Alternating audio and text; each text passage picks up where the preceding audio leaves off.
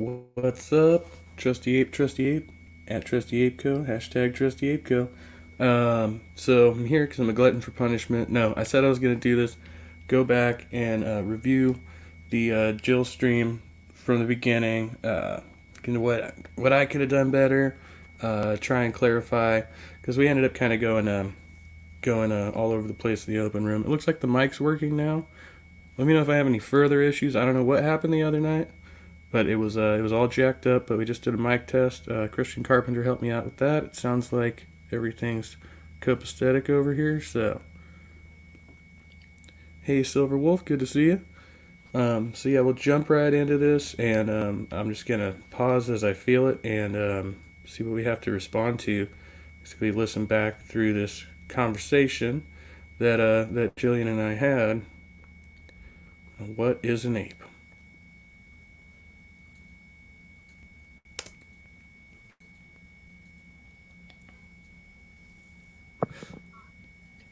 Jesus is Lord and he's coming back. I'm back with the trusty ape. How's it going? The trusty ape is here. We're ready to start. Are you there? Can you hear me? Yeah, I'm doing good. Okay. How are you doing, Jim?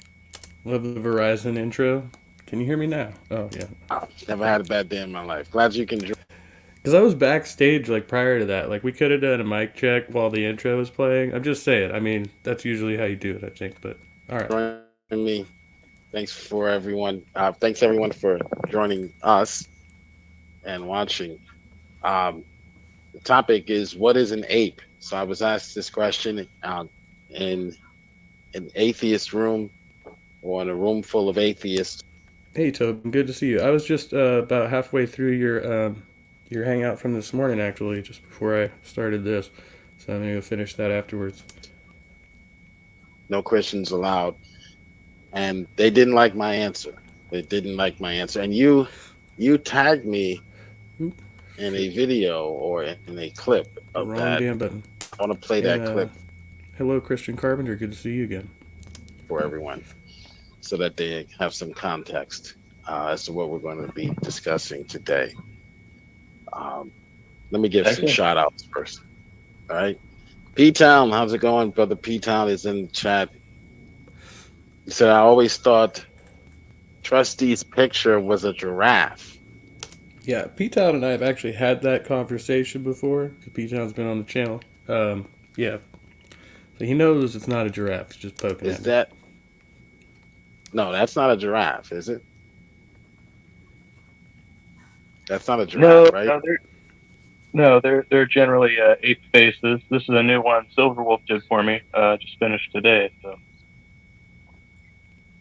That's a what type of an ape is that? I'd Is that say a it's something close to a chimp. Yeah, yeah, it okay? looks like a chimp. Chimp. My other one I think is closer to a gorilla. Yeah.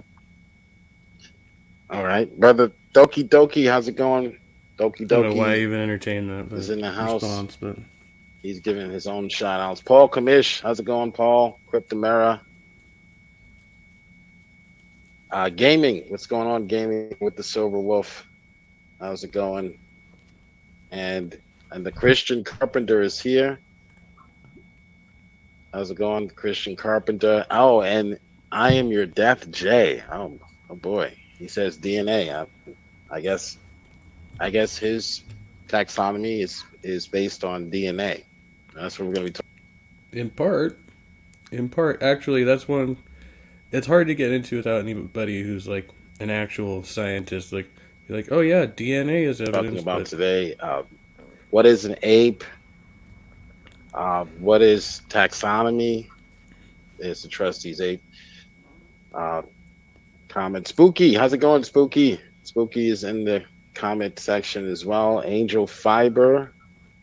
I've never seen you. should go see what that comment was. I forgot what I responded to Christian Carpenter with there, and he played it so briefly. Let me see. Oh no, not the volume. I want to backtrack 5 seconds. Before. You must be in that section as well. Angel Fiber. I've never seen you before. You must be one of trustees. Seen you Don't know. before. You must be one of five. Spooky, how's it going, Spooky? Spooky is in What the was it? comment section as well. Angel Fiber Before that? is based on DNA. I'm trying to go That's what back we're to going that to be talking comment. about I could today. probably just look at the comments. What is an ape? What is I've also written down a more specific set of traits. Oh, right. Which we do go through all those criteria later. taxonomy? Is the trustees ape? Comment. Spooky, how's it going, Spooky? Spooky is in the comment section as well. Angel Fiber. I've never seen you before. You must be one of trustees comrades. I don't know Angel Fiber by name either, but yeah. Oh, no. So Okay.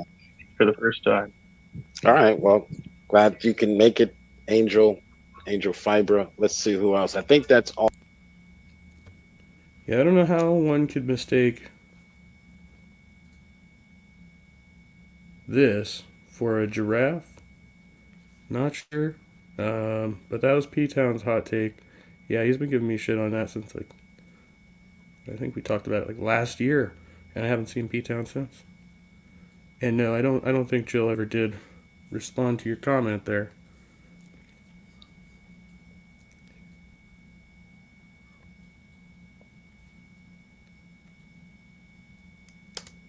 That's all. If I missed you, Spooky, I don't think I missed you, but Spooky has his popcorn ready. Okay.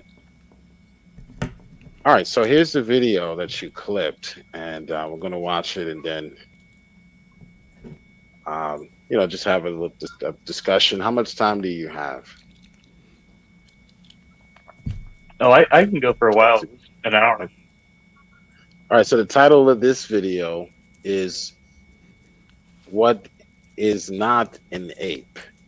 So did I answer that question to your satisfaction? Well, let's watch.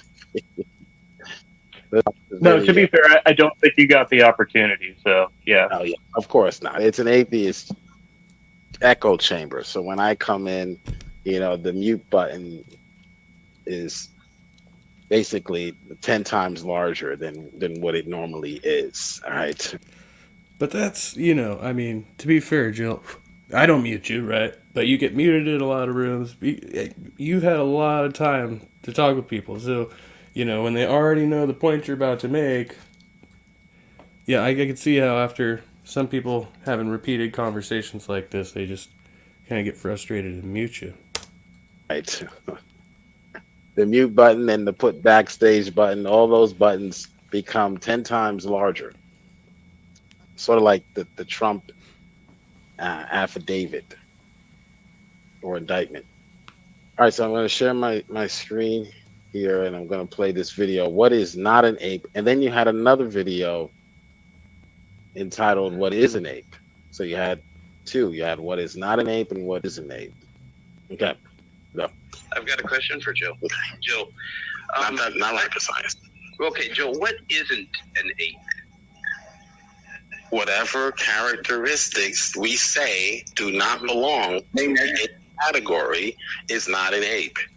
It's a creature not created in the image of God is an ape. It's taxonomy. It's not science. You can call it an ape. You can label it an ape. I'm using your proof. You can label anything you want. Wait a second. Isn't God an ape then? Because God wasn't created in the image of God. That's true. God wasn't created, so. Yeah. Oh, damn. Not created at all. So.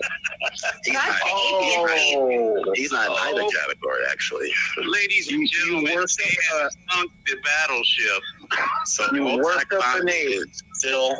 all taxonomy is just organizing animals based on whatever characteristics you want to use. Jill, what's an ape? You can make up your own taxonomy if you like. So I want to make sure, like, you can organize animals based off of their color. So, what Jill's referring to here is the fact that we arbitrate taxonomy. So, however, so he's actually already kind of he's opened up this. He's opened up this. How would I say this? There's the line of reasoning is how do we define what's an ape, what's not an ape, right? He's like, well, we can say anything's an ape. We could say, that a friggin' dog is an ape, but we don't say that, right? And then so his criterion, and this is what they're ribbing him for, is that man can't be an ape because man is created in the image of God. Apes are not created in the image of God. And so when William asked him what is not an ape, he didn't truly answer that. He said, well, apes are just whatever we call apes. So, yeah. Okay. Okay. So in this All right. one, So I would say that the most significant thing I think that I heard you say there a couple of times is taxonomy is not a science, right? It is not in itself an applied science, right? It is a discipline, a branch of science in which they take other scientific findings and then categorize them, as you said. Taxonomy. Did I have a slide for this one? I feel like I had a slide for this one. Or whatever you call that thing.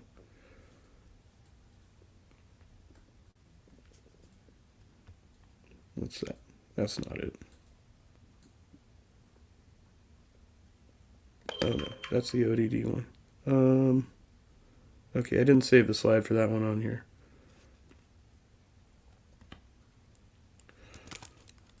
Taxonomy.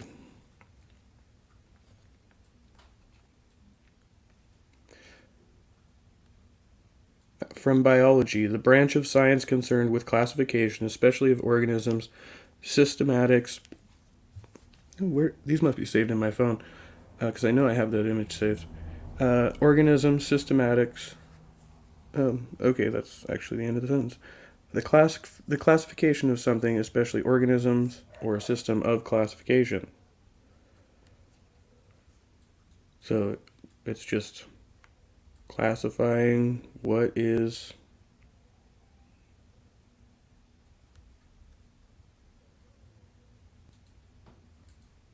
Can I download this? Because I was asking this question before.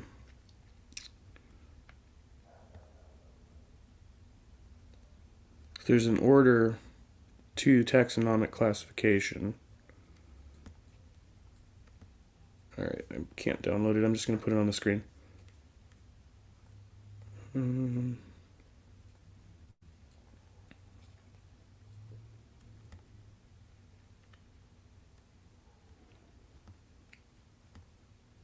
Damn it, Jim.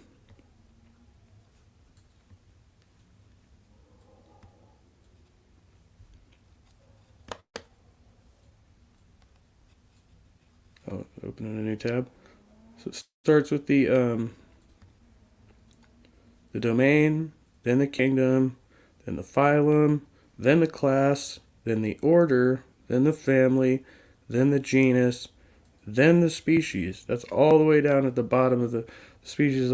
So it's 2, 3, 4, 5, 6, 7, 8 categorizations. So, yeah, I don't.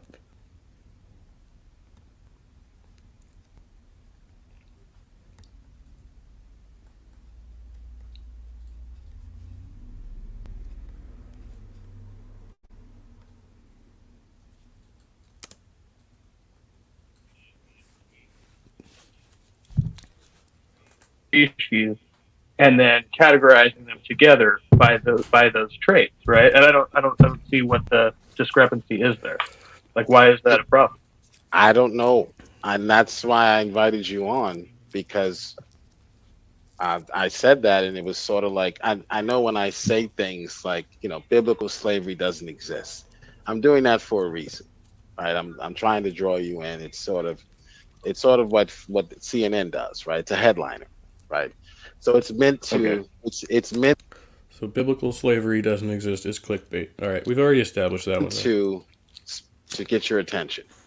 So, but what you just said is exactly what I explained when I was pressed on that. That I'm not saying that what you're doing, you're observing characteristics. That's science. That's part of the scientific method. We all learned that in the fifth grade. But what I'm saying is that your taxonomy and how you decide to categorize, say, X animal is no more scientific than someone else's if they decided to. Um, but it is. I mean, you can say that, but I mean, it's when you say so. The observations we make in nature, that's science, and then we write those things down, and then we compile the data, and then what's unscientific about that? Decided to use a different set of criteria. That was the gist of my argument. Does that make sense to you? But we use every relevant set of criterion that we can find. Like that's what I'm not. What's the criterion that we're not using, right? And the only thing I could say is, well, from your perspective, it would be we're the animal that has a soul, according to you. Okay, yeah, but I think, I mean, not to apply or appeal to the argument of the majority, but it would say that if there's a consensus about what most of us observe, why would I believe something other than the consensus? Well, both are observing the same set of characteristics. There are 100, let's say there are 100 characteristics. I can decide that I'm going to emphasize, and you have animal X, you have animal Y. I can decide that I'm going to take these 10 characteristics, and this will be what I use to compare these animals or put them in, say, X category or Z category. And then someone else can take a different set of characteristics. So no one is denying anyone's science. Yeah, but you're kind of avoiding the question there. If we already have the majority of scientists who are using, whatever sets of characteristics they're looking at, right? And I can go and verify that, right? Like I can go and do the research myself and be like, oh yeah, that's correct.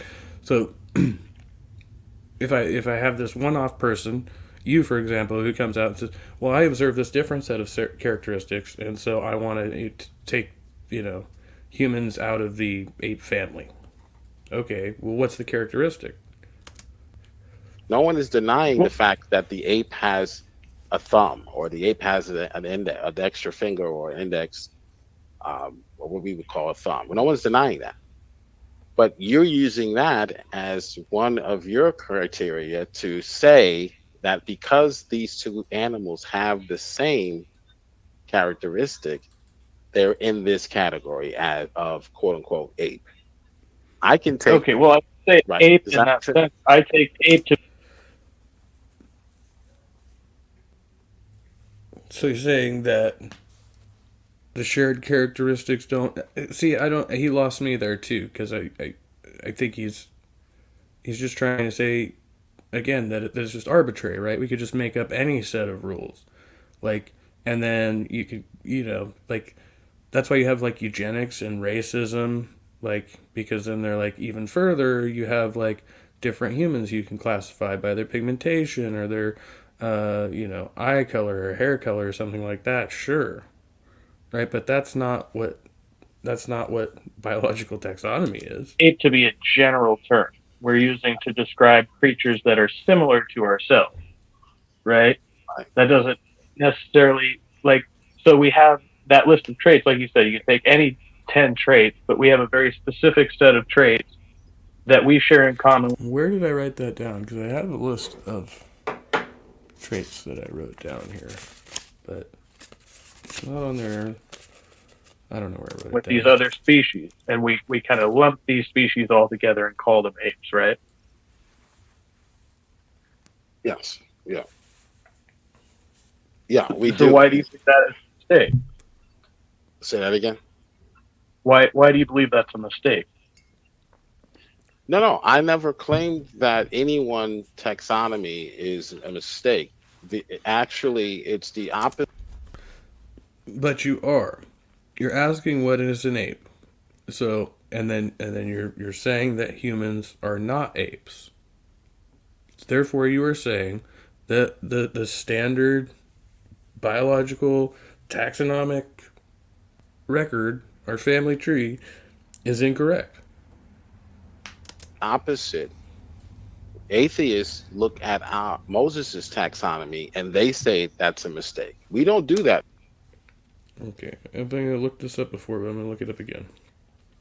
Because he's going to describe this, but I want to see what Moses.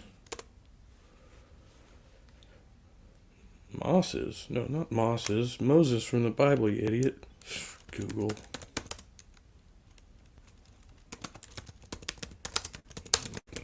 Bible. And of course, the first thing that comes up is Answers in Genesis. A biblically based taxonomy? Well, looks like it's good about as good as any. Oh yeah, there's like multiple AIG articles on this and other Christian websites. I'll just go with AIG.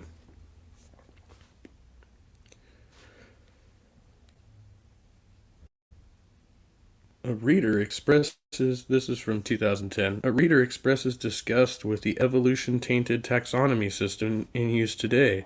What would a biblically based alternative look like? I've been studying taxonomy lately just as a hobby, and I'm outraged at the amount of evolutionary bias that has infiltrated this field. Birds classified as a subclass of reptiles, fossilized pig-like animals called cetaceans, fossilized reptiles called mammals based only on their teeth. It's incredible, literally not credible. I know absolutely that every animal can easily be placed into a specific group of animals, but because of this evolutionary bias, it's getting harder to decipher the facts versus their opinions. For example, the difference between dromaeosaurs and birds, or where exactly Ambulocetus should be placed, or where the line should be between therapsids and mammals.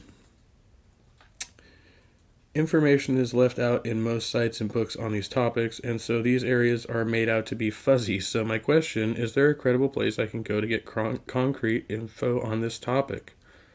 Wow. Is this a... So yeah, so that was the reader question, and then this is the response.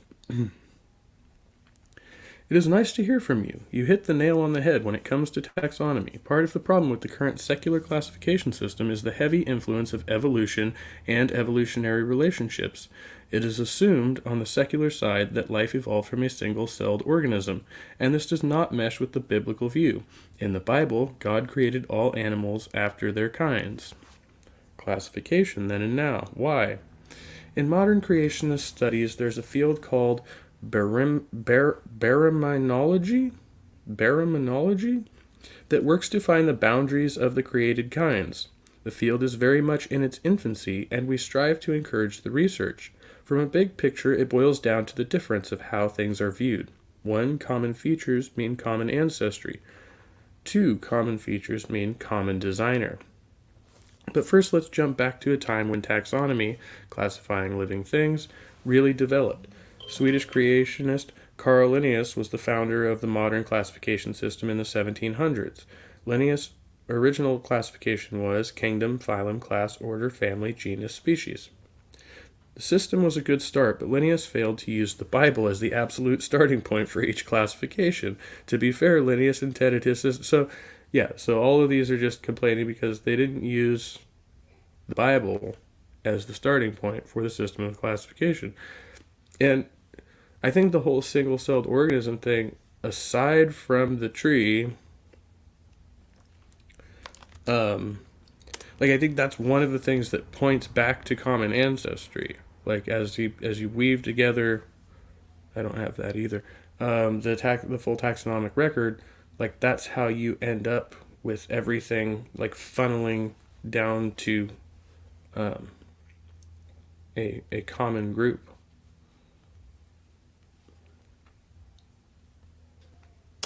Do that with your taxonomy. In fact, the person that created, or at least the modern version of what we call taxonomy was a Christian. So we don't have a problem with organizing animals based off of selected characteristics. Yeah, he's talking Moses about did it, Linnaeus. He's going to bring and him up.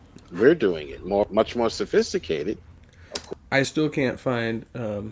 I didn't find anything specifically about Moses there, although I think maybe further down the article they do mention him, and there were other articles that reference to Moses as Of well. course, but Moses wasn't any more correct than Carl Linnaeus was. I think he misspoke there. No, he was not more correct. And Linnaeus wasn't, technically correct either, right? He started a system which scientists have then improved upon, which is pretty much the way that all of these things work. So you got like the template for the thing, and then other people use that template to add more data and make it more complete. That's the argument. But okay, so I guess what this boils down to is if we believe the scripture that says that God created man and the other animals separately. So actually, that's one part of the scripture in Genesis, but again, we just read it's actually the one where it says he created each one after their kind. So each one, and I think Hovind talks a lot about that. Like he differentiates between what we call species and what they call kinds in the Bible. It's kind of a Christian perspective there, where we're one kind and apes are another kind and dogs are another kind and zebras are another kind. But are zebras in the same kind with horses, right? What would they say about that, right? Then we cannot possibly have evolved from similar lineage, is where this would go, right? Because they can accept that zebras can be in the same kinds with horses, and Great Danes can be in the same kinds with Chihuahuas, but humans in the same kind with bonobos? No way, man. No way. Well, I think you're going into another topic, I'm sure. But yeah, we would argue that God created human beings, and there's another video I'm going to play from your channel, which speaks on. You can go into that. I just wanted to make sure I was clear on where you're coming from with the argument, because I do feel it wasn't really completed before. So okay, so yeah, I mean, it is kind of impressive that if this fictional character Moses, because I think it's almost certain that Moses didn't exist, or it was at least an amalgamation of characters in history, if there was any precedent for it. So if this dude Moses did differentiate, oh yeah, some of us are walking and some of us are flying and some of us are swimming, and those are all different kinds of wow, cool beans, dude. He was like, I don't think mistaking a bat for a bird is scientifically relevant. It's just oh, there's some wing thing flying up there and I don't really know what it is, so I'm just gonna call it a bird. So I don't want to feign ignorance here. I don't know a lot about biblical taxonomy or the taxonomy of Moses. I mean, is there a way you could kind of briefly tell me, synopsize that, what the major difference is? Well, one of the more favorite passages to pick on is where Moses calls bats birds. Have you heard that? I'm sure you've heard this so-called contradiction. Yeah, I think I've heard of this before. Okay, so Moses, in his taxonomy, his criteria is simply if you have wings. That's his criteria. That's it. Again, he's observing animal X has wings. He observes animal A through C or through Z has wings. So therefore, he's putting all of those animals who have wings in the same category as wings. Which is kind of what they do in the beginning, right? In Genesis, that's how the book is written. It's oh, there's things in the sea and things on land and things that fly and crawling, creeping things, right? There's really, really basic, simplistic. You're not saying anything about. Well, I think later on he's fowls and ox and he's a brief list, but they're not even very specific, right? winged animals. So that's his taxonomy. He was not wrong because he observed correctly. These animals do have wings. Now, had he observed incorrectly and saw and put an animal there that did, But classifying something as a creature with flight is merely saying that it has wings and it can fly. What about flightless birds? Did he make that observation? Probably not. didn't have wings, then you could say his taxonomy was wrong. But based on the criteria that he starts with, he gets to determine which characteristics, which one of the 100 characteristics that he is using in order to categorize the animals. Or maybe he just went with the most basic thing presented to him and went with that. That was it. It was just like the simplest, mode of locomotion. That's it. That's it. Does that make sense? Right. So he's not incorrect in the fact that he's categorizing them as having wings, but he's just lacking specificity in what type of winged creature there is. Exactly. Right. So it's not.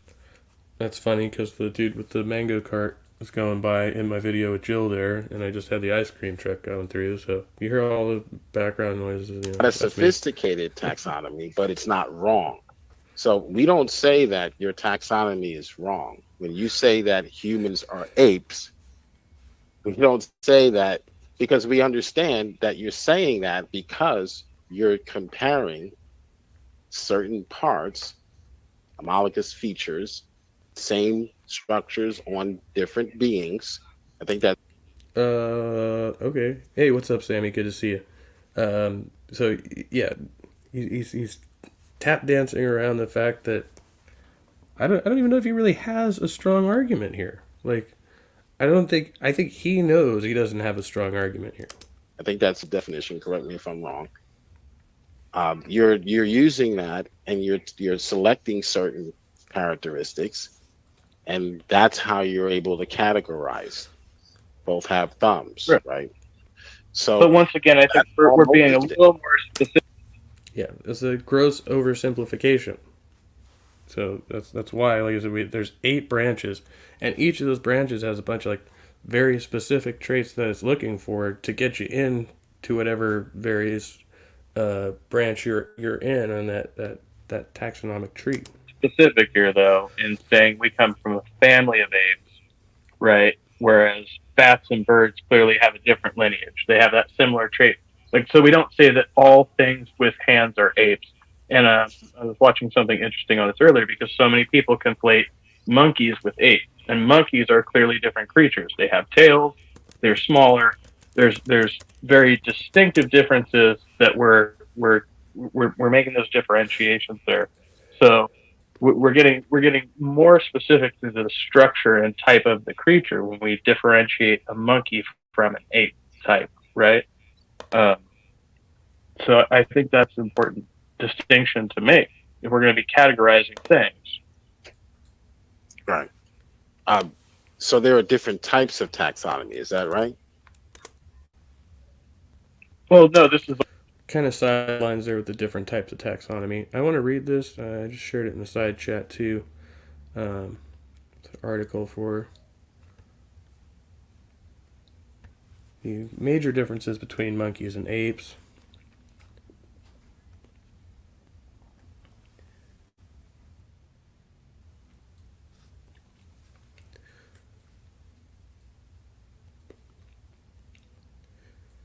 These two types of primates are similar but have key differences. Monkeys and apes both belong to the taxonomic order primates, but they fall into 2 distinct subcategories.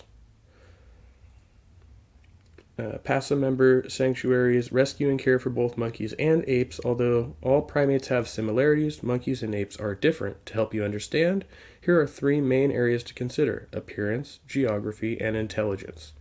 How do monkeys and apes differ in appearance? Let's share this one.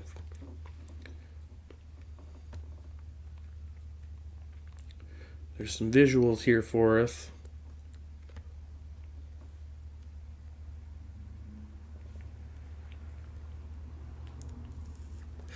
The easiest way to distinguish between a monkey or an ape is to see if it has a tail. Almost all monkeys have tails, while apes do not. Also take note of the primate's body shape, size, and other physical attributes. Apes are generally larger with wider chests and almost naked faces. Monkeys are smaller with more narrow chests and have hair on their face. Movement can be another helpful indicator. Monkeys generally move by clinging and leaping on branches or walking on all fours, or quadrupedalism. Monkeys with prehensile tails, tails that can grasp and hold, use their tails to hold onto branches while moving through trees, while monkeys with non-prehensile tails use them for balance and weight distribution. Apes also walk on all fours, but also notably walk on 2 feet, or bipedalism, and use arm swinging or brachiation to get from place to place. So, on the left, these are monkeys, and on the right, these are apes. Very similar, but also unique, distinct from one another. Where do monkeys and apes live? 3 species of great ape live in Africa: chimpanzees, eastern gorillas, western gorillas, and bonobos. The 5th species of great apes, orangutans, are only found in Southeast Asia. Lesser apes like gibbons and siamangs live in both Africa and Asia. These species are called lesser simply because of their size. Monkeys are a bit more spread out, meaning they're smaller, right? Smaller. Monkeys are a bit more spread out, named aptly by where they live. Old World monkeys live in Africa and Asia, while New World monkeys live from Mexico on down through South America. How do monkeys and apes differ in intelligence and behavior? Primates are generally thought of as highly social and intelligent animals. Both monkeys and apes have the extraordinary ability of cognitive mapping, enabling them to remember where various food, danger, and landmarks might be in their home range. Both also use sounds and body language to communicate with each other. Apes, however, have a much larger brain-to-body size ratio than monkeys, which means comparative to their body, the brains are larger. However, that's again comparative to the size of the body. And just remember that when you're talking about monkeys, you're talking about much smaller animals. Ongoing research studies have shown that some apes are capable of higher levels of cognition and communication than monkeys. Apes can problem solve and create and use simple tools, as Jane Goodall saw chimpanzees do for the first time in Gombe in 1960. Another interesting difference between these two groups is their bedtime routine. While monkeys will rest on branches, apes make a nest each night. They gather brush, browse, and foliage to fashion a comfortable place to get some shut-eye. And there you have it, a crash course in the differences between monkeys and apes. With your support, past members care for over 3,000 primates. They rescue and rehabilitate all types of African primates, including chimpanzees, gorillas, bonobos, as well as many monkey species. Sadly, a large number of the species they care for are endangered. Without the critical work of the Alliance, these intriguing species could be lost forever. To protect apes and monkeys in Africa, consider becoming a primate protector today. Right, and so we go into that later, how we for being the most advanced species, we're one of the largest ape families. Well, we are the largest ape family. The other apes are going extinct, in part because of us. What's up, Todd? Good to see you.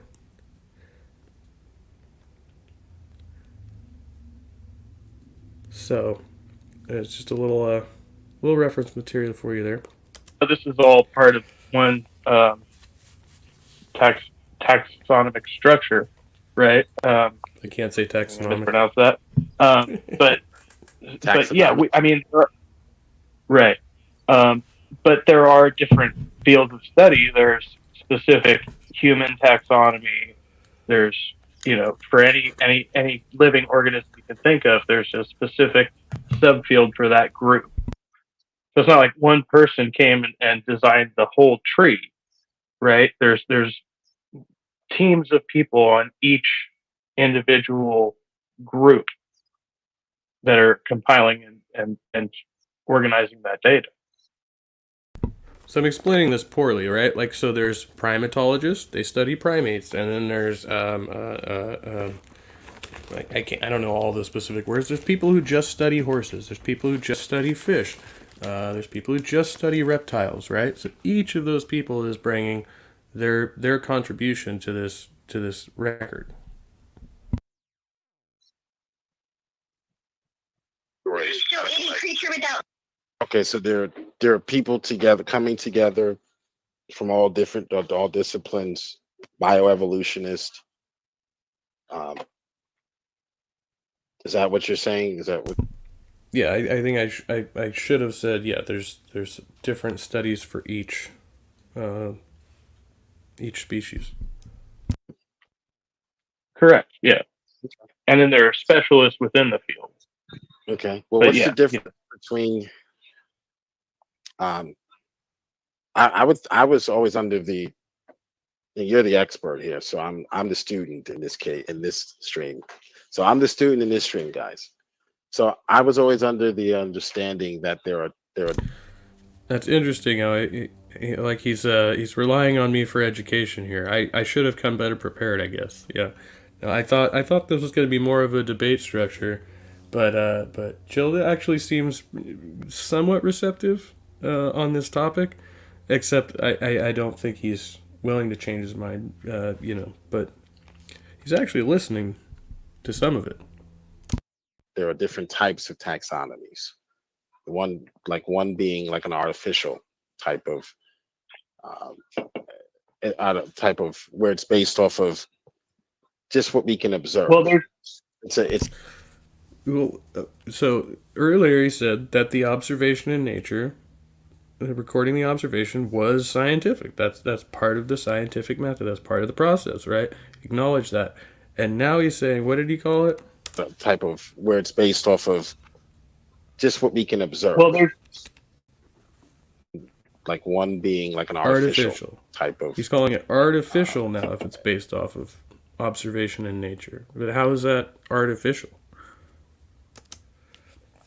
Type of where it's based off of just what we can observe. well, there's It's a there's a group that is there's ahead, a group sorry. that's purely observational. No, sorry, I didn't mean to interrupt. I thought but I get what you're saying. There's a group that's purely observational. They're compiling data that is known, that is fact, that is canon, if you will, right? So there's one group that is compiling that data, and then I object to my usage of the word canon there. I just couldn't think of a better one. there's another group that's kind of in the hypothetical sphere, the theoretical sphere, that are trying to weave together the other pieces. And those are part of scientific theory. And those kind of all weave into the web. But the majority of it is made up of things that we know for certain about the species.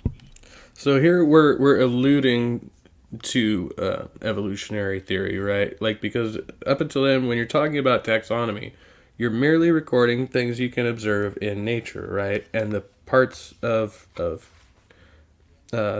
record that evolutionary biology is missing, right?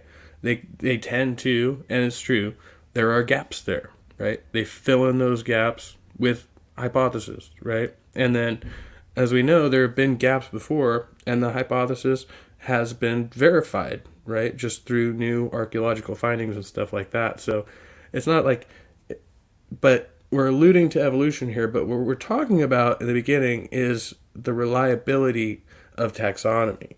And Jill has an objection to the way that atheists treat taxonomy in the Bible, which is, I'm sorry, it's basic. It's basic. It doesn't cover all the bases. It clearly shows the people who are writing it didn't have a full understanding of the biological diversity around them, right? They didn't have a full understanding of the natural world. Species that exist today, and obviously, like paleontological and archaeological records, and so they go through great effort to compile all this information into one kind of congruent piece, something that we can look at as a source of, okay, we went from point A to point B to point C to wherever we are now, right, on this line. Just like the compilation of history. I mean, I think it's a grandiose statement to say that all of the people who have gone through the effort to compile all of known history would um, would have either falsified or or in some fashion have completely disoriented the information available to us to such a great extent. I think, here I'm speaking not so much to Jill, to like the AIG type people. I don't know if it was even useful to go this direction because Jill said earlier that he's not even arguing against the taxonomic record. He's just saying that they're not mutually exclusive. Right? He's saying the Bible and modern science are not mutually exclusive, is essentially his argument in a nutshell here. But he doesn't really have a way of backing that up. He's just like, well, the Bible's just really simple. He's like, well, yeah, it's kind of simple, but it's all that you really needed to know biblically, I guess. Great extent that we can't say that we have some reasonable record of what's happened. And I think it's the same thing with taxonomy. It's like we wouldn't have all of these people working in these fields and subfields just to compile information to get it all wrong. Like that doesn't make very much sense to me. Well, yeah. I don't believe that any taxonomy is wrong unless you determine that the category X is supposed to have blue eyes. Every animal is supposed to have blue eyes, and I find. Hey, Halsey, good to see you. So he just switched up on me again here. So that just like go back to the beginning of the statement. Is supposed to have determined that the category believe that any taxonomy is wrong unless you determine that the category X is supposed to have blue eyes. Every animal There is he goes supposed to back have to blue color eyes, again. and Like I find color. So these are superficial traits, right? Appearance. It's only important in relation to like as far as evolution goes, right? Like you evolve to adapt to certain surroundings, and then the surroundings may change, right? But you continue to have that trait, whatever it is, whether it's the color in your eyes, the melanation of your skin, or your hair, all those things, right? And then slowly over time, as if you continually adapt to a new environment, the genetics will change for that, right? But it seems like with humans, we have a state of stasis, right? To where there's no real need for things like melanation or eye color to change, right? So they only happen through interbreeding. So and then you get all these. It's kind of similar to William's argument about livestock and such. find out there's a blonde or a brown-eyed animal there. Then I would say your taxonomy is wrong. I don't attack any taxonomy because I understand what taxonomy is, as you explained.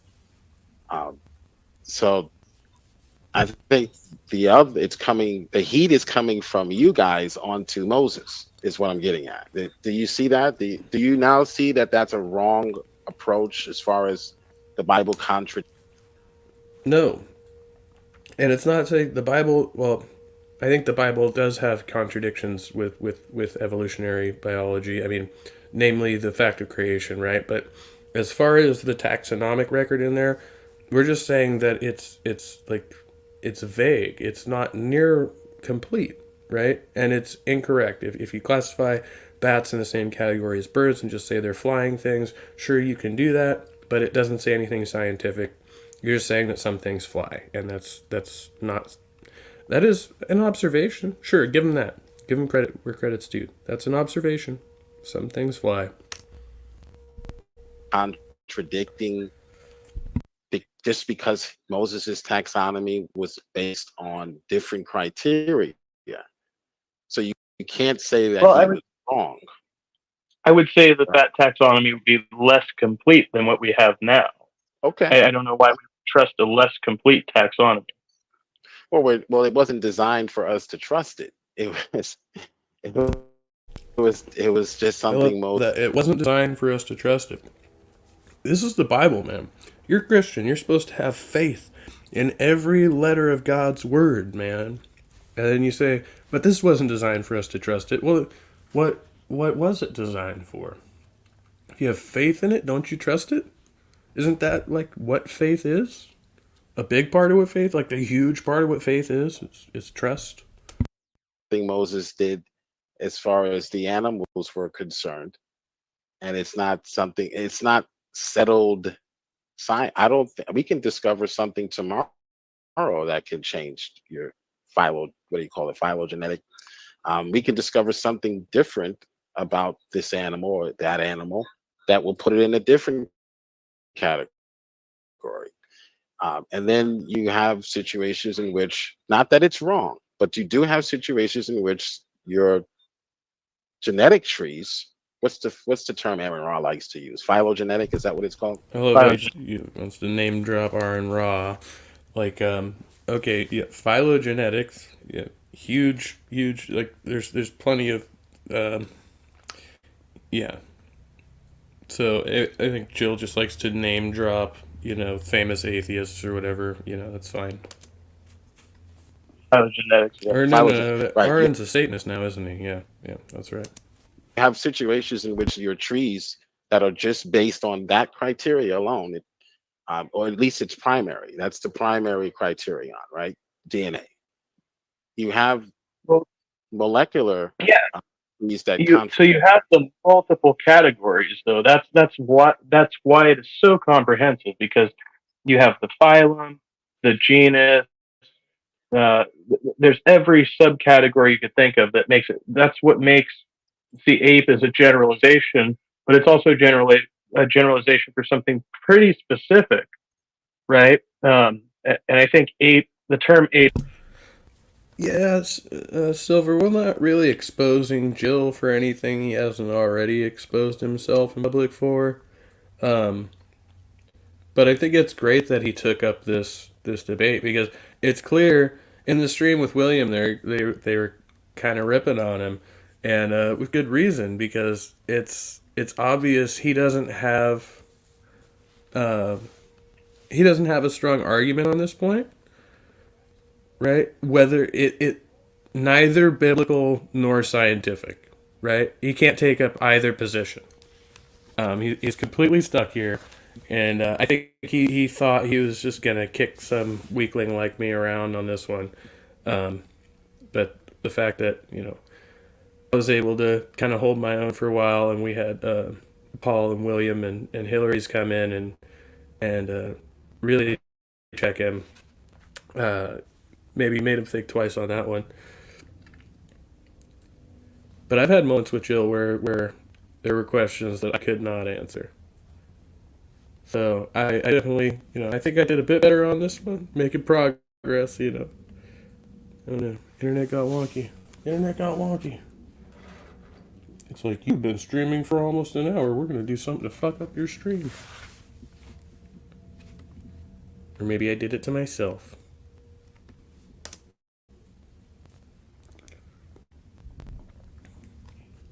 Ape predates the categories we have now. We just kind of, it's a holdover, right? But it's very specific to primates and hominidae. If I'm mispronouncing any of these terms, because I'm not really an expert, I like to read a lot of this stuff. But yeah, that's basically what it is. I mean, there's a very specific subgroup that we exist in, and we're kind of a rare species. And most of our species has gone extinct, which is why this is such a kind of, interesting thing to document about ourselves. You think so? Okay. All right. What I was going to say is that it appears to me that the molecular evidence, some of it at least, with some animals like um, hippos. It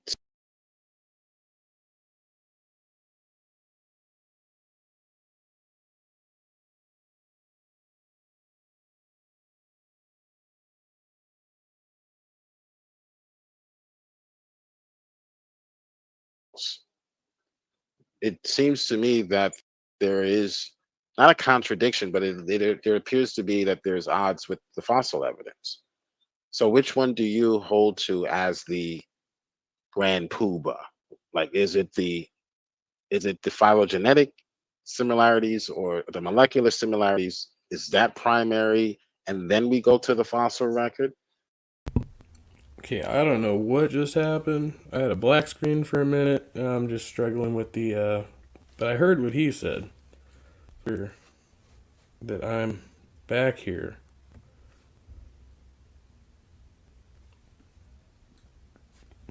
Okay, it's lagging out bad. I don't know what the hell's going on. Give it a second.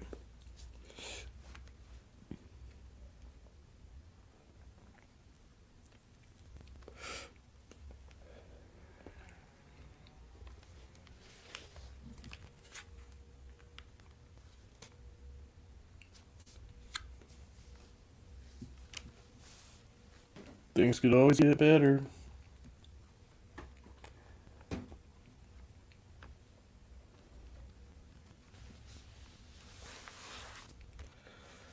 So he's asking me, we've already acknowledged, like, I'm not a freaking authority here, right? But I'm the guy he's in conversation with. He's asking me, what do I hold? Is it the phylogenetics, the DNA, the fossil record? What is the master argument for what? What exactly? The master argument that classifies us as apes? It's a simple power of observation. As we go back to repeatedly, that's like what we go to is what we observe, the way things are structured, and what makes sense. And I'm gonna say later. I think I said this much later in the review we already did at the open panel, at the end of the room. That it's the common sense approach to making sense of the things you see around you. Right? Like if you're looking for commonalities, a common thread between, one thing and another thing. So that's all it is. You don't even need genetics to see the physical similarities between two creatures and the dissimilarities between others. I mean, that's all you need to start this process. And then once you get into the genetics of it, it's just simply more refined. But you don't need genetics to do this process. And in fact, we've done much of it without any type of genetic research because that didn't exist in the 1800s when they started this project.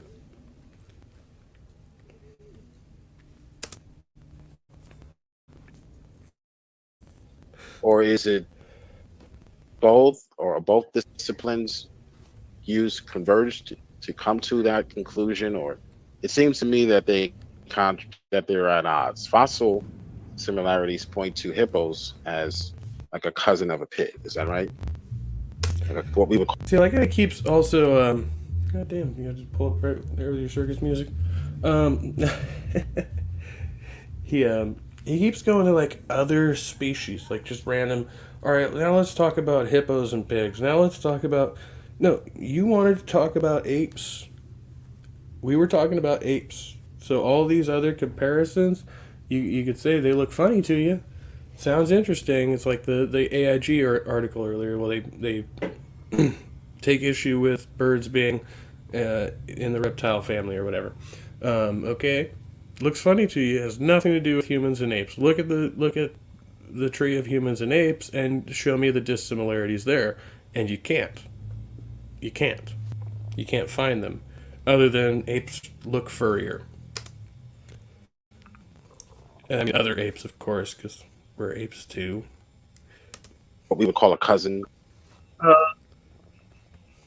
It sounds correct. I don't know enough about that specific case. I would Okay.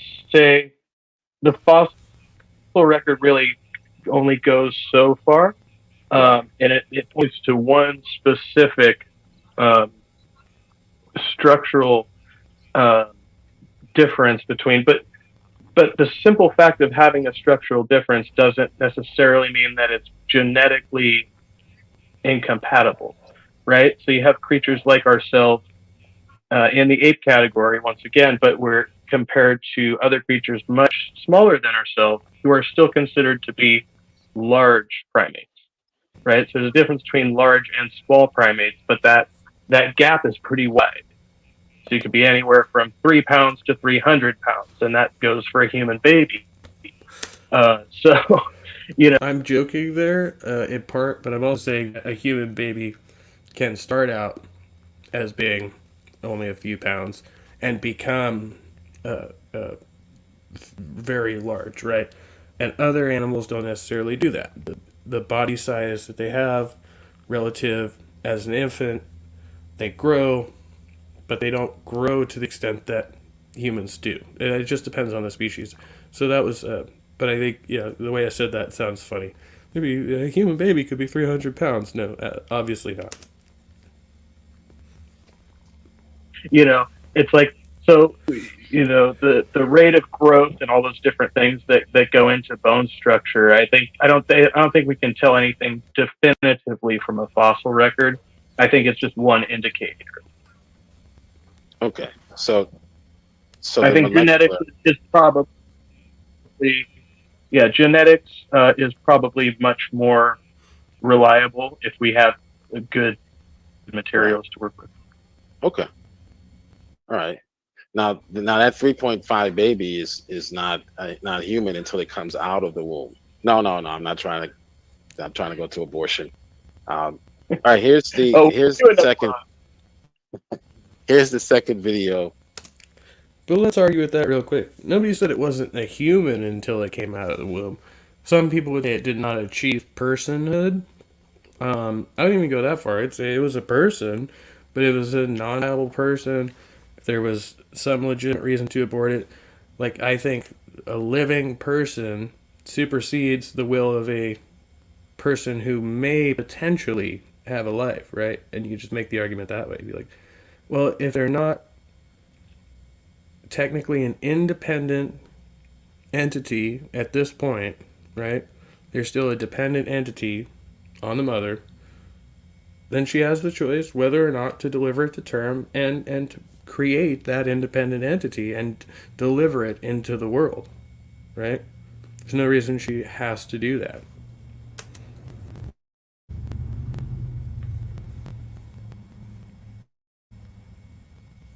Um, My comment sure is just what stuck. is an I don't ape? know what's This going is on with it. from your channel, and I'll put a link to your channel in the. Go subscribe to. Tell us, what do you do on your channel? Do you just talk about this type of stuff, or do you go into other subjects? Or Oh yeah, I'm trying to do a little bit of variety. Trusty Ape, hashtag Trusty Ape Co. Email stupidmonkey philosophy at gmail.com. Channel show.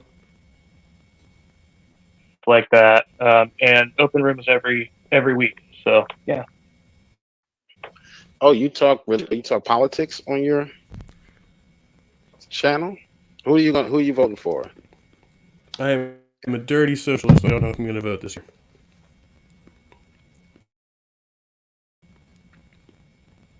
kind of my primary focus right now. I've seen Whoa. some really good work from other people. Yeah, so it's inspiring. Yeah, I want to go back to that. You want to go back to dismantle? All right, that's another stream. We'll have to discuss the All right. consequences of that type of. I'm gonna open up the room if you don't mind other people coming. Oh no. So my mic's gone staticky. Alright, we can switch mics.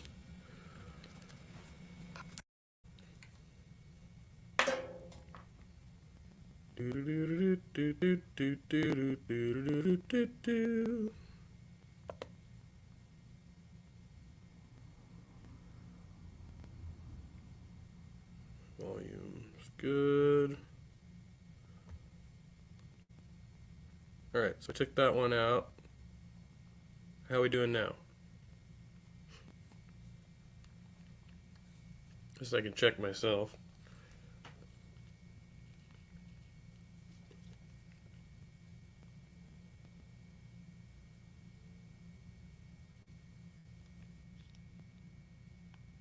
Can you hear me now?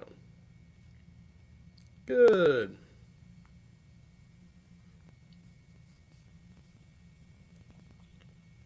Okay. Can you hear me now?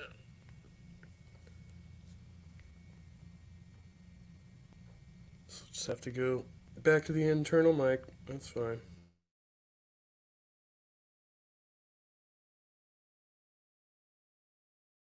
Coming in. I'm going to open up the room for everyone. If you're interested in coming in and having and talking about this issue or talking about what an ape is, for Christian, we're not apes. We believe the distance between us and an ape is the distance of infinity because we're using different criteria to compare. And when we use that, because we get to decide what we want to compare, right? Just like you decided you wanted to compare thumbs, you wanted to compare other things like uh,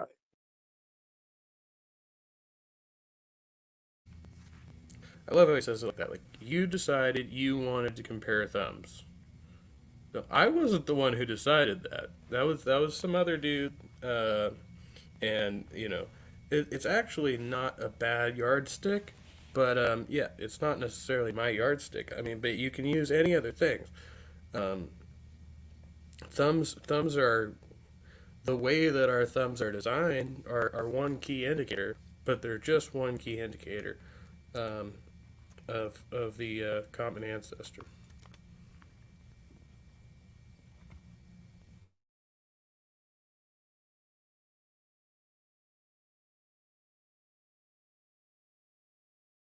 you didn't compare the brain because our brain is much bigger than the apes, right? So you didn't use that.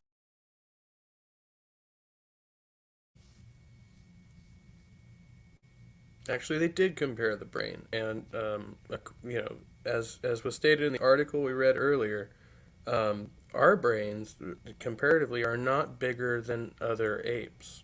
They are bigger than monkeys proportional to body size, which is what differentiates apes from monkeys. But they are not bigger proportionally than other apes. They're similar.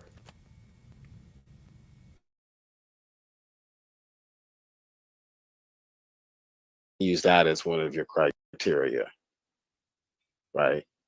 Well, Try, the brain size and brain function are two different conversations to have, but certainly a bigger brain may mean more intelligence. But mhm. I still would say, I mean, if we look at the behavior of other modern apes and other primates in general, we all share a unique trait of being uh, a hypersocial type of animal. In comparison to other creatures, we all have a heightened state of social awareness. I would say ours is just more advanced than theirs at this point. Okay, all right. So we do both have we're both social creatures, right? Aren't all animals or all creatures social creatures, though, in some way? I mean, animals act as collectives, but I don't think they have the same type of social hierarchies that we see in primates and apes specific.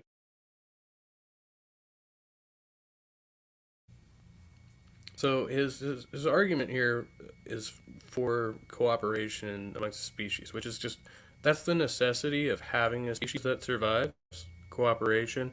But when we're talking about social hierarchies, um, uh, uh, dominance within a group, the way that it's ordered, the way that apes tend to do it, the way that humans tend to do it, is very distinct from the way that other animals tend to do it. And as you said, those traits like the skills we have for verbal and written communication, right? Things like that that distinguish us. Oh, the mic is low now. Okay, I'll check into that. I'll let this run. I know it only goes on for. Actually, I think it goes on to almost the hour. Um, Remember that time? I'm actually restreaming Jill's stream right now rather than my mirror, which has the timestamps I put. So, but yeah, I think it's about the hour mark. Whenever the people start coming into the open room, probably kill this one.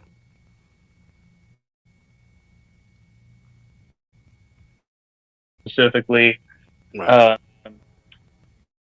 that indicates a sense that they are cognizant of what they are participating in, that they can communicate through various means, whether it be just physical posturing or vocal type of communication.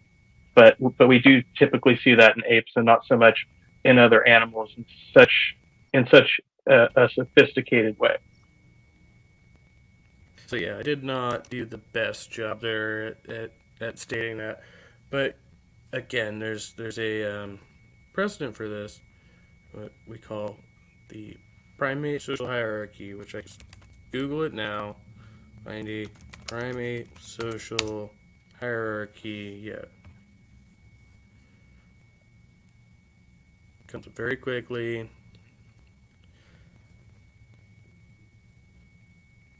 Many forms of social hierarchies exist in primate systems.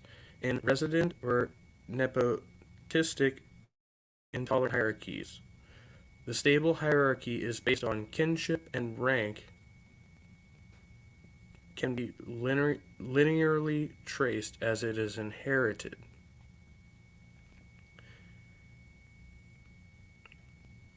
So, in other words, there's a picture. So we recognize each other based on physical characteristics. Um, and once again, this is not dissimilar from other animals in nature, but we have a unique system to ourselves. Um, show this visual.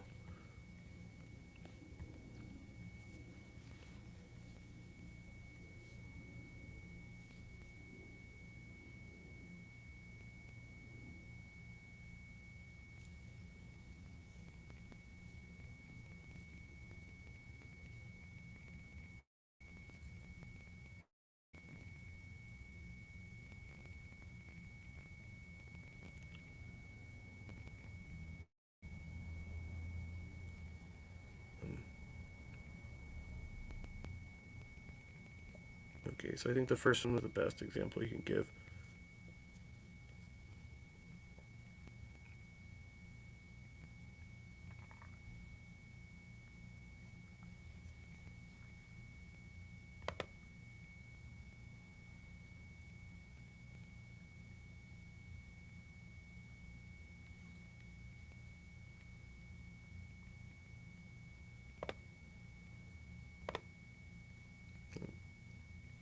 Pressing the wrong button again.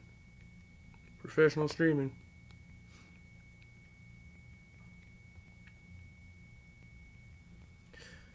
Okay.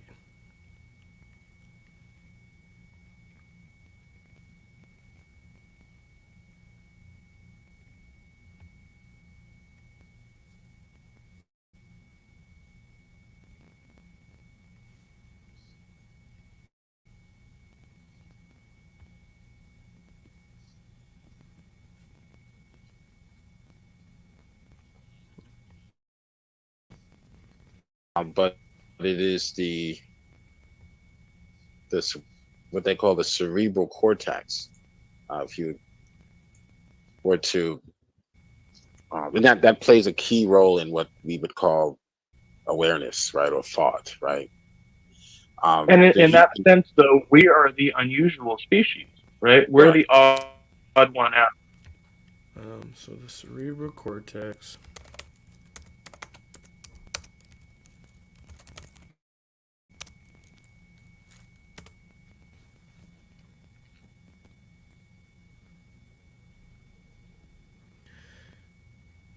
Outer layer that lies on top of your cerebrum. What does it do? Cerebral cortex carries out essential functions of your brain like memory, thinking, learning, reasoning, problem solving, emotions, consciousness, and sensory functions. Okay. A little more specific here. Versus animals, yes. I want humans versus animals.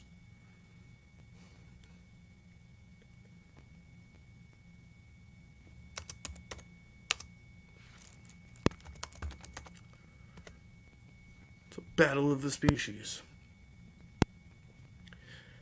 Although the human cerebral cortex is the largest among mammals in its relative size at 75.5%, 75.7%, or even 84% of the entire brain mass or volume, other animals, primate and non-primate, are not far behind. The cerebral cortex represents about 73%. So that's a 2% difference. 2 to maybe 10% difference there in the sizing.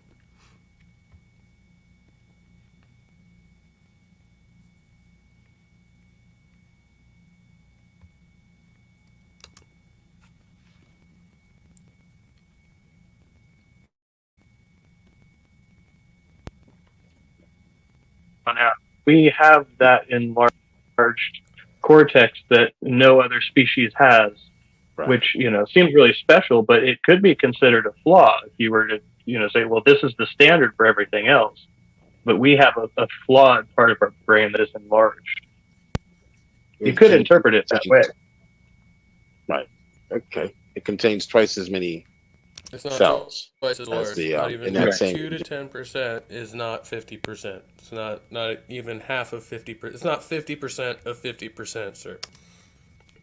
in the chimp, right? 25% by the way. Okay. But I would say I can do that basic math.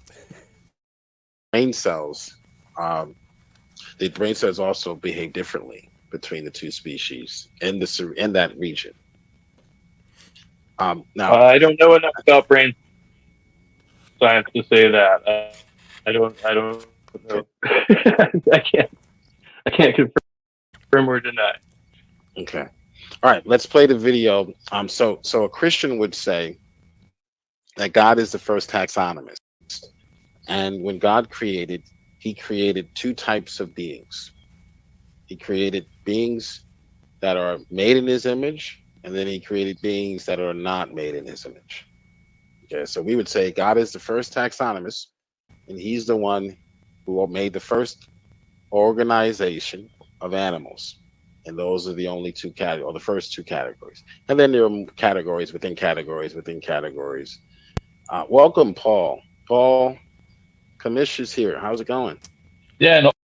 Okay, so Paul and Pete, I think are going to come in. Paul's going to leave. So we go on a little bit further with this because he does play the second portion of the video, which is between him and Pixie, which is actually the first portion that was clipped.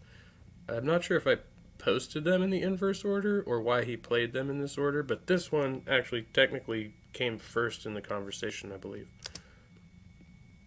The original conversation on William's channel. Yeah, not too bad. Can you hear me okay? I've got headphones in. Yeah, we hear you just fine. You sound great. Oh, brilliant. How's it going? Yeah, not too bad. I'm at work at the moment. So I'm sat at work, so I'll film my camera. Okay. All right. Well, did you want to chime in and say anything or what? Have any yeah, comments?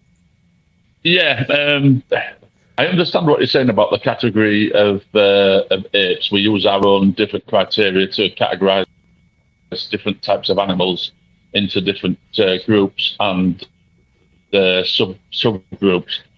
But it's not quite as simple as that. You mentioned about, I think, was it the bat that was categorized as a bird in Moses' time because it had wings and it could fly, so that was categorized as a bird kind. I think it was Correct. just if it had wings. If it had wings, yeah. Flying. Yeah, they call them just flying things, I think, in the Bible. Flying things. That's the term used for biblical taxonomy. Categorized as a bird, so therefore bats were categorized as birds. But it goes a bit deeper than that. It doesn't just stop at the way that it looks or certain characteristics that an animal has that puts it into a certain category. It also goes with its internal organs as well, because obviously the internal organs of a bat is the same as it is for mammals, because bats are mammals, whereas with a bird, it would have different internal organs, so that would make that in a different category as a bird in today's understanding of it. Obviously, several thousand years ago, they didn't have the understanding that the difference between the internal organs in animals could also put them in the different categories. Like Europe, and then I'd only ever seen birds in Europe, and then suddenly went down to Antarctica and saw penguins, would possibly not necessarily categorize a penguin as a bird, due to the fact that the only birds that they've seen are the European type birds, and a penguin looks completely different. Well, so they could be forgiven for categorizing a penguin as not a bird and a different type of animal. I mean, they could even put it possibly in sort of like the seal type family rather than a bird family or a derivative of that type. I mean, they don't even have feathers like we understand birds having feathers. They can't fly. You can see the wings would never be capable for them to be able to fly. In fact, I don't even think the penguin's wings actually bend in the middle. They're completely straight, whereas bird wings, they do have like an elbow joint, whereas the penguin doesn't. So you could understand. So while Paul is very well informed on this subject, he's actually explaining in depth, I think, again, but by going to other species, we're going off of Jill's topic. If we just point to the similarities in primates, like, you could easily just make the argument that way. You don't even have to justify the taxonomic structure for other species, right? That's a tangential issue. All he wants to know is why humans are apes, and I don't see why all these references to bats and birds and penguins and dolphins and all this stuff seems to be a bit hyperbolic, right? It's like, okay, you can inject that in the conversation, but that doesn't say anything about merely the relations between primates. We could just talk about that and have this conversation all day. I understand why that wouldn't be categorized as a bird, but obviously, due to the taxonomy we have at the moment and the understanding of the different types of feathers, it does have feathers. Its internal organs will be characteristics with a bird, so that would come to a bird category. I know I'm waffling on a bit here, but going back to the Yeah, we didn't even go thing, into I take that, it you've got a problem with humans. Flightless birds, penguins, ostriches, emus. There's other flightless birds, right? What's the utility? What's the function of their wings if they can't or won't fly? Look at chickens. Chickens can fly, but just for brief periods, right?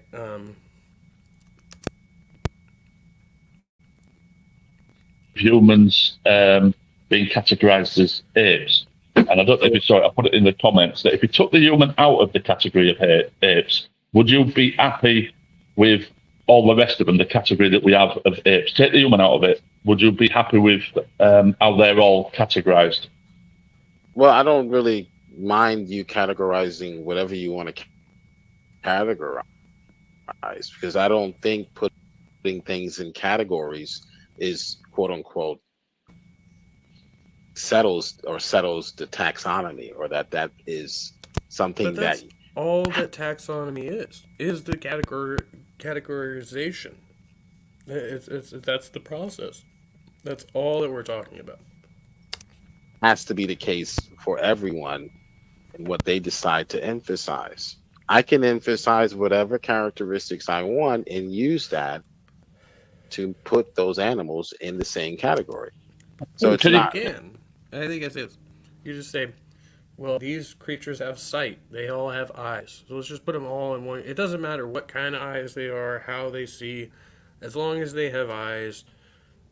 These are creatures with sight. Okay, that's an arbitrary category, but is it useful? Does it actually tell you anything about the creature itself? Just tell you that it's sentient and it can see.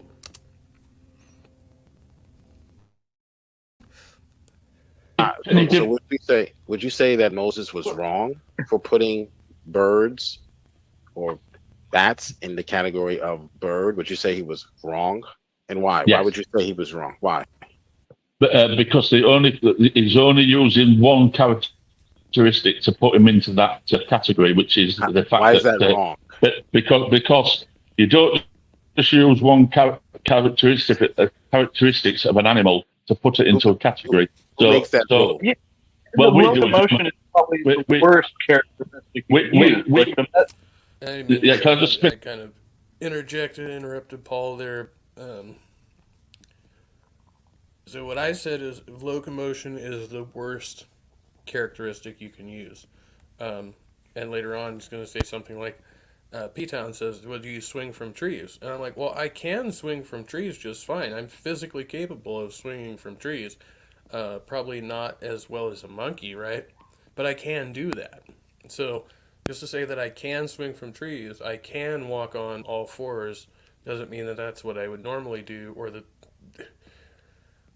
process of locomotion is not, that's not usually what we categorized by. Now, in the situation with primates where we say, well, these ones tend to walk on all fours as opposed to these ones tend to swing from trees as opposed to these ones tend to walk on two legs, that's just another observable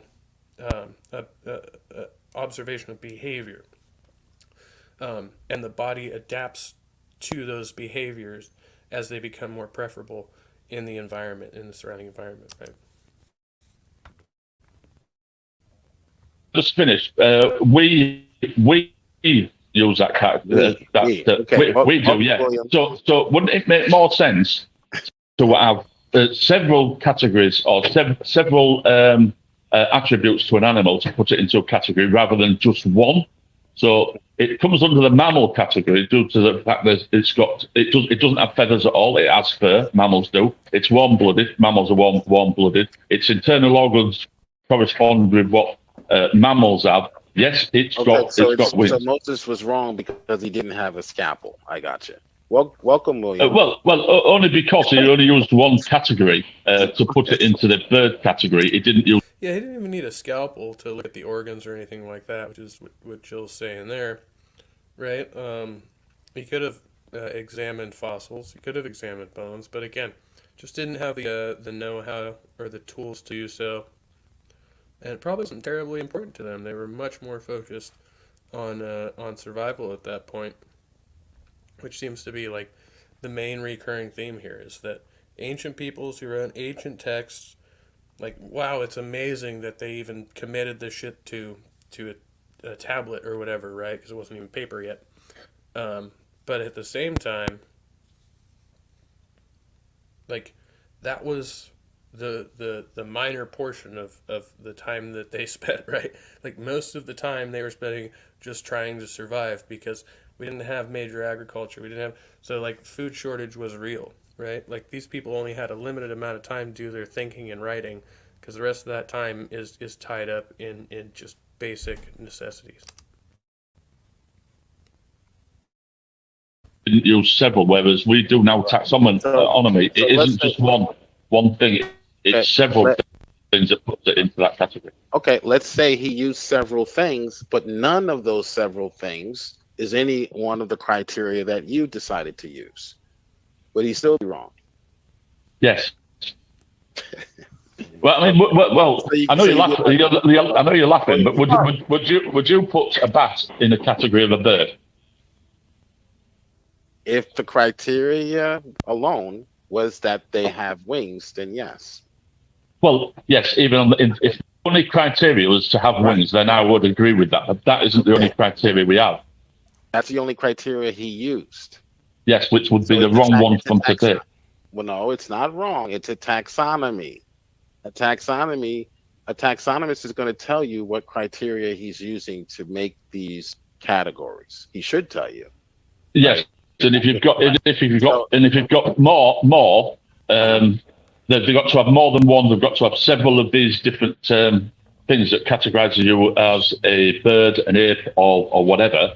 That makes it more comprehensive. That makes it more accurate rather than just using one criteria: wings, therefore birds. so it makes it more accurate. So if there are 50 characters. So in the Bible, yeah, and it's not even a taxonomy as such, right? It's not.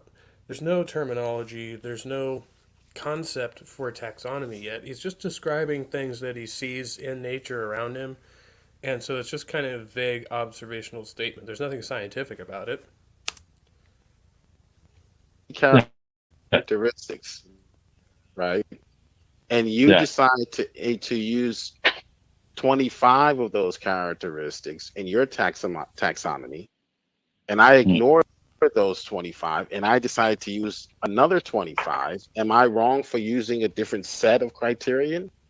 Am I wrong? Yeah, no, but so you're not. It's the set. It's the particular set you're using, right? Like, say you Well, were what I'm to asking is, put. let me just Okay, hold on. has I'm not eyes. cutting you off. Hold on, Trustee. I'm not cutting you off. What I'm asking is, Yeah, you did. I'm just trying to be succinct. Who did So, I mean, it's to my ear, it sounded like you did just cut me off. Um, Fair enough. I mean, it's his stream. But I think I'm about to make the reference to creatures that can see. who determines which criterion is supposed to be used in order to have the right taxonomy? Go That's a ahead. I'm general sorry. consensus question. I mean, so, like I said earlier, many scientists over many generations decided, oh, this feature seems important. This feature seems important. And then they differentiated. It wasn't like one person decided and arbitrated the rules. Many people over many years conglomerated to decide that this is the way that we're going to categorize these creatures. And then you've got Linnaeus, who has just a model, right? And all of these other scientists are able to work off of this model. That's it. I'm sorry. I mean, I just wanted to try to be clear as to what I'm. We've determined that through trial and error. Like we So, could I mean, say, again, poorly in the thing that I just said. any given number of species has eyeballs, right?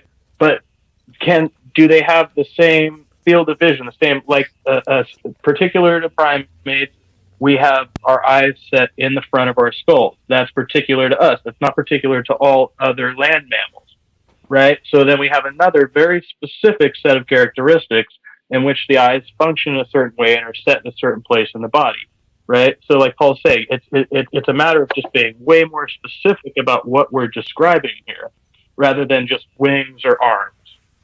Like, and that's all you get.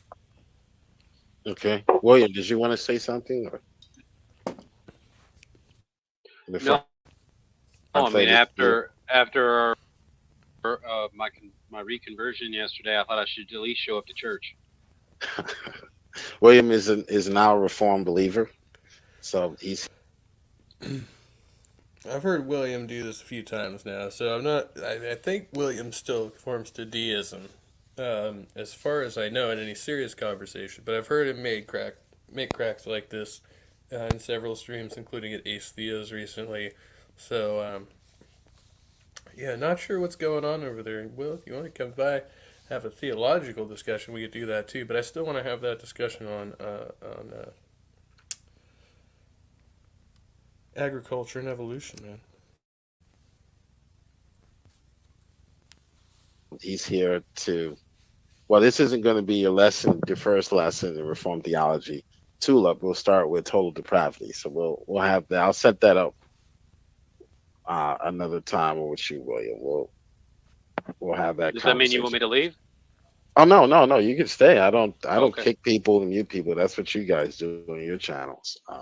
Let's play this. Anyway, just a quick one. Like I say, I'm on my dinner break at the moment at work, so That's what the atheists do. Yes, we got one of those. I'm going to jump out and I'll be watching on the side. I can't really stay in over long because I'm Thanks for starting popping in. my dinner. Yeah, no worries. I'll catch you all later. Cheers, then. Did he Good to say see you, dinner? Paul. Did he say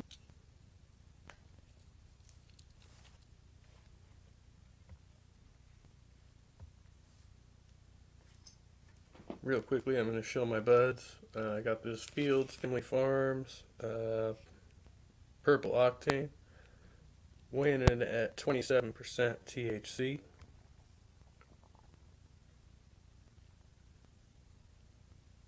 And I'm pretty happy with it. It's a good brand.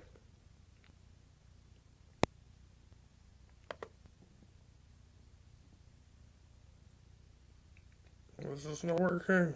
Trying to. Oh.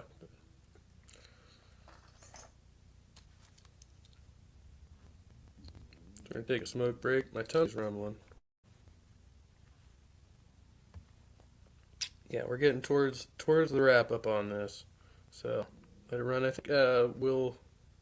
There's a few more questions which I did timestamp in my version of the video here. I think we got to all of them in the last review, but yeah, interesting points there. he say dinner break? I think Yeah. so. Yes. Yeah, that means something different in the UK. I know. This is it's weird. All right, so Just like how in Spanish, I got confused about this when I was on the job years ago. In Spanish, lunche just means break, but it does not necessarily mean to take your lunch. Because I remember I was on the job, I was working with a bunch of Mexicans, and they went around and they were all shouting, lunche, lunche. And so I thought it was our lunch break. So I went, sat down, started eating my lunch. 10 minutes later, dudes come walking out and they start working again. I'm still sitting there eating my lunch. I'm like, what's going on? They're like, no, it's just a break. It wasn't your lunch break. Like, what are you doing? I'm like, oh, my bad. here's the video. What is an ape? So he's a giraffe. You can He's a categorize. giraffe. You can Oh, that voice. categorize animals how you wish. Doesn't matter. It's not science. So koala bears are apes. Doesn't matter. So Joe, you can put them in any category you want based on similarities, based on. If I said that my criterion was fur, the apes don't have fur, do they? Apes have fur, right? Apes have hair, Hair. like the hair of humans, but they have more of it. And humans used to have more hair, even in recorded history. They're like Iranians on the beach. Yeah. Wait, did I say that out loud? I'm just. And so Paul's going to correct me there. I think that's in the following clip, right? So we actually have more hair follicles. We just have finer hairs. And they're more sensitive, which, like, it's a product of process of evolution, which we can. But anyway, I'm not going to go into that too much. So a lot of background noise right now. So that Okay, was well, in my notes. I wanted to point that out that humans historically have been hairier than we are now because we become accustomed to being clothed and shaving and things like that. So Okay. What are some of the similarities between apes and bears? If you are can there? name a lot of similarities between apes and bears, but when we're looking at very specific similarities, so They both shit in the woods. Okay, so that's my they that's both my can. yeah. So bears, I think, even though they can walk on their hind legs, they tend to walk on four legs, but they do shift as well. So this is another spot I'm trying to explain poorly, but like I said earlier, we observe the behaviors, right? That's one thing. So a species tends to do this thing, but they have the ability to do this other thing. And depending on their circumstance, they might utilize that ability, and over a period of time, it will become ingrained in the biology, right? So if they find it useful to walk on two legs as opposed to four, over a period of time, the hips and back will adjust to walking on two legs more often than not, right? Whereas if you become accustomed to walking on four legs, over time, the hips and the back will again shift to make that mode of locomotion more um, more physically um, more effective, right? So, but that's just a matter of like your bone structure adapting to your mode of locomotion, your bone and muscular structure, right? So you can do that. You can do that like an individual can do that. You can adapt yourself individually to walking on four legs if you wish to do so. And your back and your muscles are going to adjust. And then if you do that over successive generations, you're going to notice changes in the structure there. Um, if it is advantageous to you to do so, or there's no impedance in you doing so.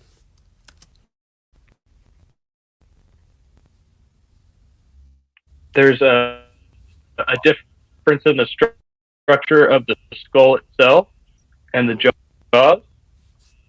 Now, of course, I wasn't There's saying. a Of course, I difference wasn't in the saying. internal Right. Of course, I wasn't saying that theirs are um, apes. But Also, even though bears have short tails, bears still have tails, unlike humans and most apes.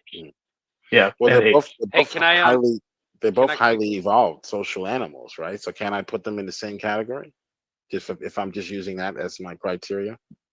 Well, if you only use that one criteria, but then you have to look at the dissimilarities because there are many dissimilarities.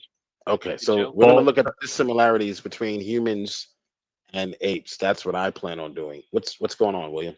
I was gonna ask you if you could, like, cause I don't want to distract from what y'all are doing in here with this. I can listen from the outside, but I can't comment in the side chat since you blocked me. If you could unblock me, I'll go out and leave. Oh, So, I didn't know. huh? No, I didn't block you. You're not blocked. Somebody did. I can't comment in the. I tried to comment and it wouldn't let me. what did Oh, you do, Like William? it's not showing up. I don't know. I do a lot of things. I just wanted to say um, if because yeah. Let me see if I can unblock you. Yeah. If you. I don't know if William was blocked in the side chat, or if Jill has mods. I wasn't really paying attention to side chat. Well, Jill definitely has mods, but I wouldn't think they'd be Nazi-esque. But that's interesting that William doesn't seem to be able to participate in side chat here, and Jill is unaware of it. So I wonder if Jill is aware of what his mods are doing. Yeah. If you. I'll work on that.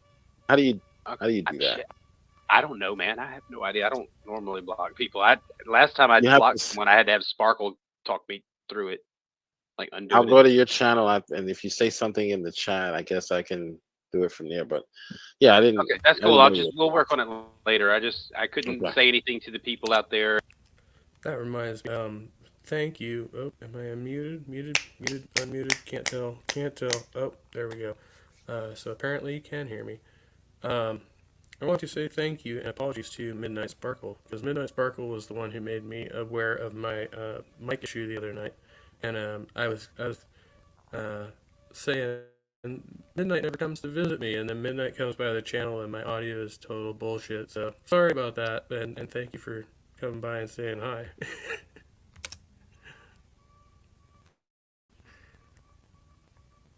There, and I could leave and go out there and let y'all talk though about this because y'all are pretty engaged.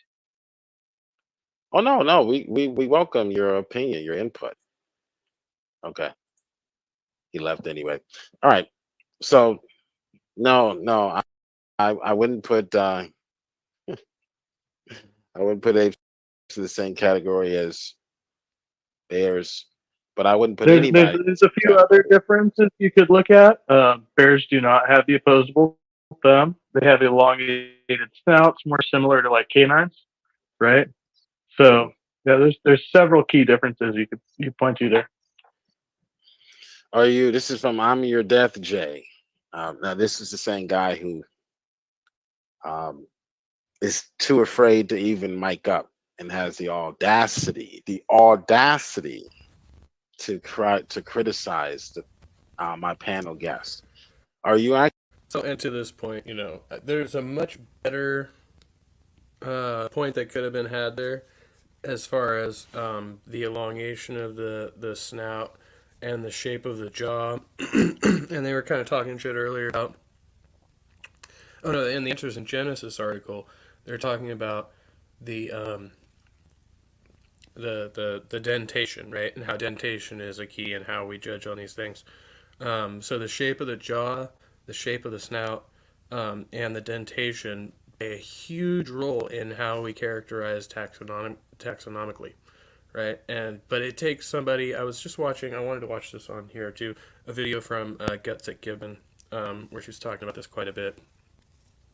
And so, um, yeah. So when I made that point about the bear having a long snout, that's something I should have drilled on, but I didn't because again, Jill's leading this conversation. But that's something that was probably a lot more relevant than I gave it credit for at the time. And Von Erich, where's your faith? Blessings, good to see you. Gesundheit.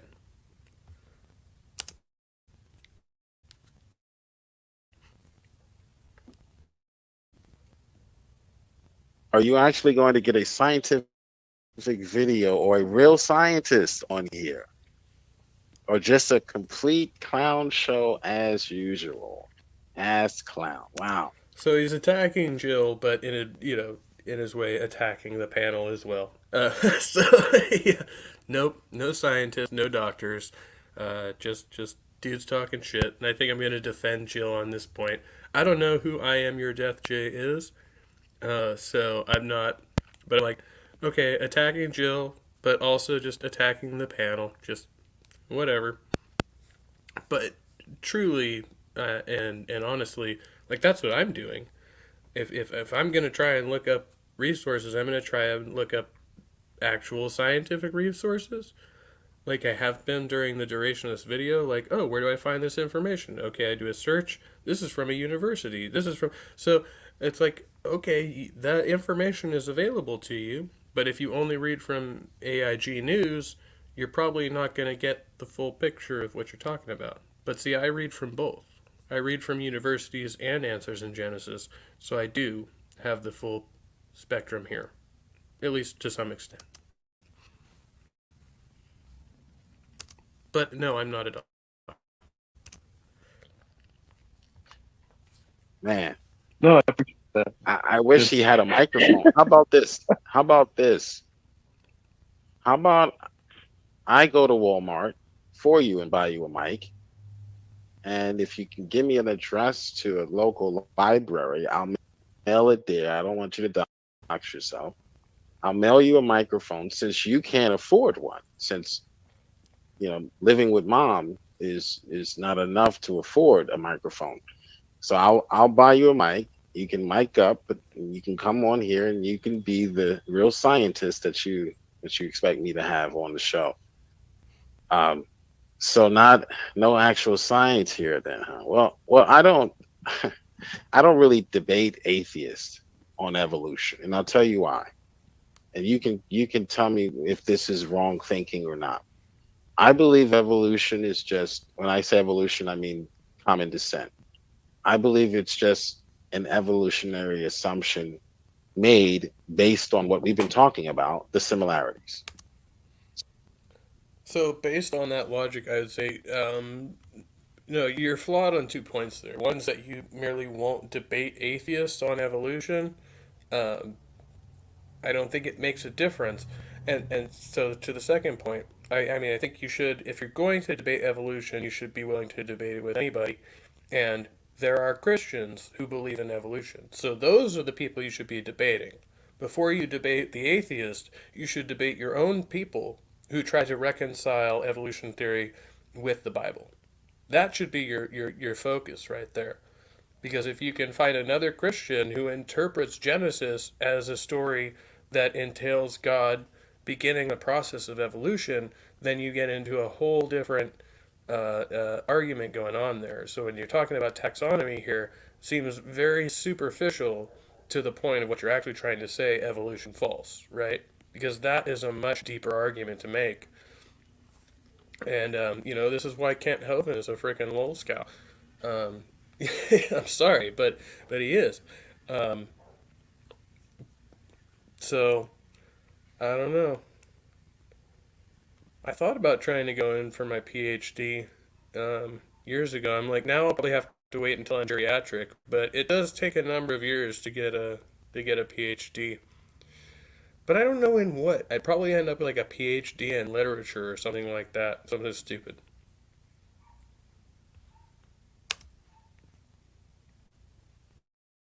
So it's sort of circular too. These certain animals have certain characteristics, therefore they're related. They're related because they have certain characteristics that are similar. So I think it's just an evolutionary assumption that you make and others make, used to explain the similarities. What do you think about that? Okay, well, I mean, I agree with you. To comment on what he said, as far as I know you're an educator, and I respect that, and I respect people who teach, and I think I respect teachers, although I'm told that Jill is an elementary school math teacher. I'm not sure. Wouldn't apply to this subject at all. And he says as much. He's not like trying to use it like it's. But I have heard people give him shit for this. So, but I respect anybody who is in the profession of teaching, especially in this day and age. It's a underpaid, underappreciated job, like many. And so give credit where credit's due. I mean, teachers are, well, there's no education without educators, right? So, but I'm again here. I'm speaking to the comment that was made and the fact that we're not experts in any of this stuff, and most people aren't. And I heard on another stream recently, so it was like it's unreasonable to expect most people to be experts in evolutionary biology. Like it takes so much time and effort to learn just the basics of this field, right? So you have to kind of appeal to the authority of people who spend their lives researching this. If you yourself do not, right? And say, well, okay, that person might still be wrong. They could spend 20 years researching a subject and still be wrong in their conclusion, right? And then we can go to a number of different people who spend the majority of their lives researching a subject, and some of them agree and some of them do not. And then you kind of have to pick a side there, right? But at least they've devoted the time to actually learning about it, which is why these internet hangouts can be dangerous if you don't take them at face value. Hey, these are just a few laymen discussing very, very complex subject matter, right? And we have to decide what we can use from this subject matter, from this evidence, this data that's gathered by other people who are experts in the field. What is useful to us? What can we bring into this conversation? How does this apply broadly to our day-to-day lives? And like I mentioned later on, I don't think it's going to be in this clip. It's in the latter part of it. But it's useful if you can observe the behavior of another creature. Say the Paul gives the example of the chimps who are being rewarded for a certain task, but the one chimp gets a sweet fruit while the other gets a bitter vegetable, and the one who gets the vegetable immediately recognizes that he's not getting the fruit, and he gets mad and he throws it back at the researcher. That is something you can observe in humans. You observe it all the time. It's just a more complex thing going on when we do it.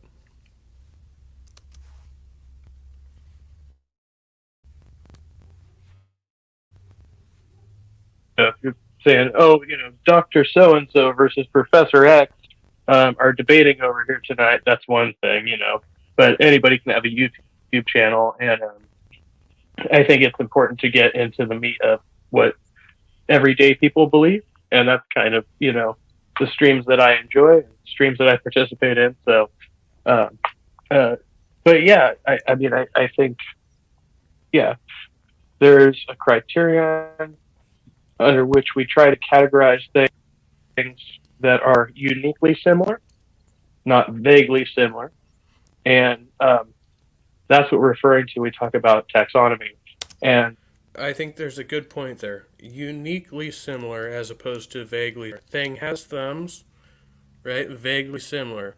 Things has thumbs which act in a certain way and interact in a certain way with other digits on the hand. That is uniquely similar. I can touch my thumb to any digit on my hand. I can. There's all kinds of things I can do with my thumb that other creatures with thumbs cannot do because of the shape of my the socket of my thumb. I can't think of the technical term, right? But the ball socket which my thumb falls into allows me to do unique things with my thumbs that only apes can do, right? Other creatures don't have that power. Or that ability. and kind of the layperson's understanding of this kind of lies in what you're talking about. You either have a view of evolution where there's a phylogenetic tree and you see humans next to orangutans, next to gorillas, and so forth. And then you have another view of that, which is going to say, no, humans are unique in of themselves and bear little, if any, resemblance to these creatures. And any resemblance is going to be purely coincidental under that view, right? I wouldn't say it's coincidental. I would say it's intentional. I think God designed all of his creation to thrive on the planet. So if we were now, of course, you're going to pawn this off to evolutionary processes, but that's we can agree to disagree. But if God were to have created us on like gas planet, then we might all have the same sort of composition, um, but slight differences. So we're unique, but we all have the same substance or the same makeup that we need to have in order to survive on this planet. So if you were silicon based, you would not survive on Earth. So of course, everyone is made up of the same basic protein molecules. In order to survive on this planet, that would have to be the case. So I don't have a problem with similar structure, similar DNA. I don't have a problem with that. I stress and emphasize the distinctions, which I think separates us, and there's a chasm that's unbridgeable. Composition, And culture. so We'll get into it. you think that's primarily in the minds or the brains of humans, right? Is that's kind of what you were saying earlier? Yeah. Yes. Okay. Yes, of course. Yeah. I think that separates us from all other beings, and I think I think it's a spiritual reality, what the Bible calls the image of God, which is not said to be shared with any other creature but humans. Okay, if anyone is interested in coming in and joining in